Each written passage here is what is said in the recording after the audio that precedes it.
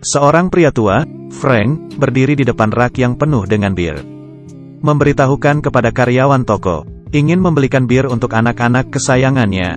Bagaimana orang tua bisa membiarkan anak-anaknya meminum bir? Membuat karyawan toko tidak habis pikir. Tetapi sebenarnya anak bungsunya telah menginjak umur 30 tahun. Tapi dia masih menganggap mereka anak-anak yang belum tumbuh dewasa. Hari ini keempat anaknya mengunjunginya. Frank membelikan mereka bir yang mahal, membeli alat panggang yang baru, berjalan di depan rak daging. Seperti biasa karyawan toko pun memberikan diskon daging untuknya.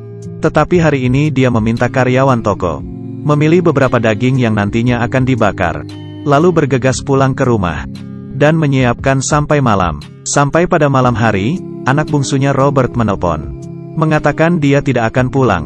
Sebagai seorang konduktor orkestra, Robert sangatlah sibuk. Frank tidak hanya menghibur anaknya, tetapi juga dirinya sendiri. Mulutnya berkata, sibuk merupakan hal baik, dan bercanda dengan mengatakan, Robert telah melewatkan arak anggur yang enak. Setelah menutup telepon, dengan perasaan sedih dia membuka pesan di telepon. Ternyata kedua anak perempuannya telah meninggalkan pesan, mengatakan bahwa tidak akan pulang. Rosie, anak perempuannya juga mengatakan kepada Frank, kalau kakaknya, Amy juga tidak bisa pulang ke rumah. Frank pun tidak mengerti. Setelah kematian istrinya, anak-anaknya tidak bersedia pulang sekalipun. Harapan satu-satunya adalah anak tertuanya. Tetapi malah tidak ada telepon darinya, karena semua anak-anaknya sibuk. Frank memutuskan pergi ke kota di mana anaknya tinggal, dan melakukan sebuah kunjungan. Di hari kedua, Frank pun mendatangi rumah sakit dan mencari dokter. Meminta agar dokter memberinya lebih banyak obat. Dia telah meletakkan lapisan pelindung pada kabel di sepanjang hidupnya. Selama 40 tahun ini, memasang lebih dari 100 lapisan pelindung. Dan telah membuat 4 anaknya dicintai oleh seluruh masyarakat. Tetapi pekerjaannya membuatnya menderita penyakit fibrosis paru-paru. Dokter pun tidak menyarankan dia berpergian, karena ini akan membahayakan nyawanya. Tetapi tekad Frank sudah bulat, ingin memberikan kejutan pada anak-anaknya. Frank mengangkat kopernya dan berangkat. Dalam perjalanannya dia berbincang-bincang dengan seseorang. Frank juga mengeluarkan foto anak-anaknya. Dengan ekspresi yang puas, dia pun bangga dengan status mereka yang sekarang. Frank tiba di pemberhentian pertamanya. Tetapi David, anak pertamanya tidak pernah di rumah. Dia pun menunggu hingga larut malam. Kemudian mengangkat kopernya dan pergi. Saat berjalan, dia sebuah lukisan. Sebuah lukisan yang sedang dipamerkan. Di bawah lukisan itu tertulis nama anaknya. Melihat lukisan itu, Frank pun teringat akan masa kecilnya. Saat masih kecil, David melukis di atas dinding. Lalu berkata dia ingin menjadi seorang cat gas. Tetapi Frank mengatakan dia harus menjadi seorang pelukis. Seorang cat gas hanya menyikat dinding. Dan anjing akan buang air kecil di dinding itu setiap hari. Hari kedua di pagi hari. Tetapi David belum juga kembali. Dia pun memasukkan surat melalui lubang bawah pintu. Kemudian menginjakan kakinya dan pergi mencari Amy putrinya. Karena takut akan jatuh sakit saat di pesawat, Frank pun menggunakan kereta api. Melakukan perjalanan selama 2 hari. Baru akan tiba di kota putrinya. Amy yang melihat ayahnya datang, jelas terkejut. Amy pun meminta putranya Jack menyapa Frank. Dan buru-buru memanggil suaminya pulang ke rumah. Dalam percakapan dengan cucunya Jack, Frank menyadari prestasi Jack. Dana berpikir bukankah Amy mengatakan prestasi Jack di kelas adalah yang terbaik. Sebaliknya ternyata prestasinya sangat buruk. Saat satu keluarga makan malam bersama, suasana sangat aneh. Melihat hubungan cucunya sendiri dan menantunya yang tidak rukun, membuat suasana menjadi tegang. Frank pun melihat, Amy sepertinya menyembunyikan sesuatu. Frank pun berencana menginap beberapa hari. Tetapi Amy mengatakan mereka akan sangat sibuk, dan tidak mempunyai waktu untuk menjaganya. Benar orang tua membutuhkan perawatan. Tetapi dia hanya ingin membantu Amy. Mengetahui Amy yang menolak niat baiknya, dia pun hanya bisa pergi. Keesokan harinya, Frank mendatangi kantor Amy untuk putrinya yang adalah seorang eksekutif. Dia pun dengan semangat dan mengambil foto putrinya. Lalu melanjutkan perjalanan di pemberhentian ketiganya, mencari anak bungsunya Robert. Setibanya di tempat kerja Robert, Frank pun menyadari ternyata Robert bukanlah seorang konduktor, melainkan hanya seorang pemain perkusi. Menurutnya bermain drum dapat mengubur bakat anaknya. Tetapi Robert memberitahukan kepadanya, inilah kehidupan yang dia inginkan sekarang. Menjadi pemain perkusi membuatnya santai. Frank pun berkata kepadanya, dia ingin menetap selama 2 hari bersama Robert. Robert pun menghindar, dan mengatakan akan pergi melakukan tur. Sama seperti putrinya yang menolaknya. Frank pun mengerti, karena ini adalah pekerjaan mereka. Kemudian melanjutkan perjalanan berikutnya.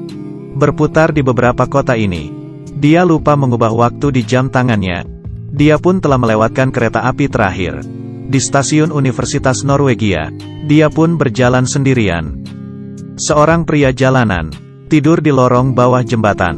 Frank yang melihat pria tersebut seumuran dengan anaknya, tiba-tiba merasa kasihan. Dia pun mengeluarkan $2. Tetapi pria ini melihat ada beberapa ratus dolar di dalam dompetnya, dan merasa uang yang diberikan tidak cukup. Pria ini pun merasa puas. Kemudian berdiri. Frank sambil berjalan dan berkata, kamu seharusnya mengucapkan terima kasih. Walaupun suaranya terdengar kecil, tetapi pria jalanan itu mendengarnya, dan merasa kesal. Kemudian berteriak keras dan menegur Frank. Anda jelas-jelas memiliki beberapa ratus dolar, tetapi hanya memberikan sedikit. Anda mengizinkan ucapan terima kasih. Ini adalah cara saya berterima kasih. Saat hendak merampas, pria jalanan ini didorong oleh Frank. Tetapi obat Frank ikut terjatuh ke lantai. Walaupun Frank memohon dengan nada lembut, pria jalanan itu tetap kesal dan menginjak hancur obat tersebut. Ini adalah botol obat terakhir. Tanpa anjuran dokter, Frank tidak bisa mendapatkan obat tersebut. Frank pun mengambilnya dari lantai, mengumpulkan sedikit demi sedikit bubuk obat tersebut. Frank selalu berusaha mencoba yang terbaik, tetapi orang masih saja memintanya lebih bermurah hati. Dia yang datang mengunjungi keluarganya, Amy dan Robert, sepertinya tidak menyambutnya. Dia pun tidak tahu bagaimana dengan reaksi Rosie, putri terkecilnya. Saat ini Frank sangat ini berbicara dengan istrinya yang telah meninggal. Dia berjalan ke arah tempat menelpon, memasukkan nomor telepon rumah. Setelah terdengar bunyi telepon, suara pesan dari telepon, itu adalah rekaman suara istrinya sebelum meninggal. Saya sedang sibuk. Suami saya sepertinya sedang sibuk di taman. Jika ada keperluan tolong tinggalkan pesan. Dalam kesepian, telepon ditutup. Suara orang yang dicintainya memikat suasana hati yang buruk itu. Pelan-pelan suara menghilang. Sesampainya di penginapan, dia mengambil kotoran yang menempel di obatnya, lalu memasukkan obat ke dalam mulut, memakannya dengan bersih. Karena dia tahu, dia tidak boleh sakit. Frank merasa belum menyelesaikan perjalanannya. Dia belum bertemu dengan Rosie. Keesokan harinya, sesampainya di tujuan, Rosie telah mendapatkan informasi dari kakaknya. Mengetahui ayahnya akan datang, Rosie pun menyewa mobil mahal, menyambut ayahnya, mempersiapkan rumah yang besar, dan membawa ayahnya makan di restoran mahal. Tetapi ternyata tetangga Rosie meminta Rosie agar menjaga anaknya, padahal Rosie telah mempersipkan semuanya. Tetangga yang sedang memiliki urusan membuat anaknya harus menginap di rumah Rosie. Tanpa disengaja Frank mendengar pesan dari mesin penjawab di ruang kerja. Dia pun mengetahui ternyata rumah ini adalah rumah pinjaman, dan tidak merusak kebohongan ini. Sebaliknya, Frank merasa dia telah menyusahkan anaknya Rosie, ditambah obat Frank yang sudah habis. Frank pun memutuskan kembali ke rumah besok. Sebelum pergi dia bertanya kepada anaknya, mengapa setelah ibunya pergi, tidak ada yang bersedia kembali ke rumah. Rosie melihat wajah ayahnya yang tulis kemudian menjawab, ibu adalah seorang pendengar yang baik. Tetapi sebagai ayah, Frank mempunyai permintaan yang tinggi terhadap anak-anaknya, dan juga senang berbicara. Pekerjaan ayah yang sulit pelan-pelan membuat tekanan anak-anaknya semakin besar, membuat merasa tidak lebih baik dari yang lain, dan merasa bersalah kepada ayahnya. Pernyataan ini membuat Frank tidak terduga. Saat akan pulang ke rumah, dia berada di pesawat yang bergelombang. Penyakitnya kambuh. Dia pun pingsan, lalu bermimpi cukup panjang. Dalam mimpinya, semua anak-anaknya belum dewasa. Mereka berkata kepada ayahnya, mereka hidup dengan baik, tetapi Frank tahu itu tidak benar. Pernikahan putri pertamanya tidaklah harmonis. Dia mengetahui menantunya telah lama tidak tinggal di rumah. Anak bungsu yang mengatakan akan pergi melakukan tur. Tetapi di atas brosur tertulis alamat pertunjukan. Adalah di kota itu. Putri bungsu yang paling baik menyembunyikan sesuatu darinya. Alasan putrinya membantu menjaga anak tetangga adalah untuk menghindari ayahnya. Dan sampai saat ini anak tertuanya tidak muncul sama sekali. Dia tidak mengerti anak-anak. Tidak ada yang mengeluh kepadanya. Dan malah mereka mengeluh kepada istrinya yang telah meninggal. Saat dia terbangun dari sadarnya, dia telah berada di kasur rumah sakit. Dan ketiga anak telah tiba. Frank pun memberitahukan kepada anaknya. Dia mengetahui apa yang mereka sembunyikan. Dia hanya tidak tahu di mana putra tertuanya berada. Dan meminta agar mereka tidak menyembunyikan apa-apa darinya. Kali ini, anak-anak pun memberitahukan kepada ayahnya. David, anak tertuanya dipenjara karena kasus narkoba. Abislah sudah, anak yang paling dia banggakan. Ternyata tidak menjadi seorang pelukis terkenal. Hingga membuat David stres. Melihat kunjungan Frank beberapa hari ini. Amy demi merahasiakan masalah ini terpaksa mengusir ayahnya pergi. Robert yang mengetahui hal ini menjadi kacau. Dan juga terpaksa mengusir ayahnya pergi. Tetapi David diam-diam mengikutinya. Memastikan ayahnya membeli tiket kereta. Lalu pergi. Frank pun sedih. Tidak layak membiarkan orang tua sedih. Dia tidak menyangka, harapannya yang besar membuat anaknya tertekan dan tidak bisa bernapas. Malam itu, dia bermimpi tentang David yang masih kecil. Dia memberitahukan anaknya, apapun yang kamu lakukan, saya akan tetap bangga kepadamu. Kalau waktu bisa diputar kembali, dia tidak akan memaksa David menjadi seorang pelukis. David senang menggambar di atas dinding. Maka David Bolage menjadi seorang cat gas. Dan ayah hanya menginginkan kamu bahagia. Itu sudah lebih dari cukup. Setelah keluar dari rumah sakit, Frank pun mengunjungi makam istrinya dan menceritakan perjalanannya. Amy telah berpisah dengan suaminya.